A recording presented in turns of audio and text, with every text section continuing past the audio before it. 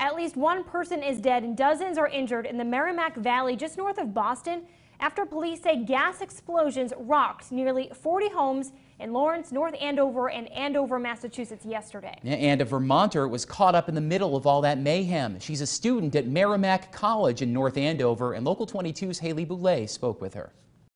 It looked like Armageddon. That's the only way the Lawrence, Massachusetts fire chief could think to describe the scene after close to 40 homes in the town of Lawrence, Andover, and North Andover erupted in flames. One teen was killed, dozens injured, and thousands evacuated by the blast. I've been in the fire service for almost 39 years, and I've never seen anything like this in my entire career. It just looked like an absolute war zone. One of those forced to evacuate was Swanton resident Kate Sylvester, who attends Merrimack College just a few miles from the mayhem. I kept hearing of more explosions as the day went on, and it was just kind of getting a little unsettling. Originally, she says the school told students not to worry, but that soon changed. We all got like a phone call, an email, and a text all at once.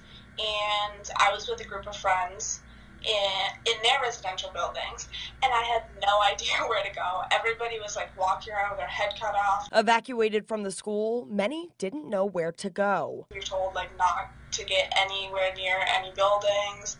Like cops were pushing us away. Investigators say the cause could be some sort of issue with pressurized gas lines. In our area, we wondered if something like this could happen here. But Vermont Gas says safety is its top priority. Monitoring 24/7 through our gas control. We have electronic monitors. Our teams are out daily surveying for leaks. We monitor above the ground, we monitor below the ground. So we are out there being vigilant, and we're asking communities to also be vigilant. And if they smell gas, if they detect gas, stop what they're doing and call us. Parent says Vermont Gas has a team on standby if needed in Massachusetts.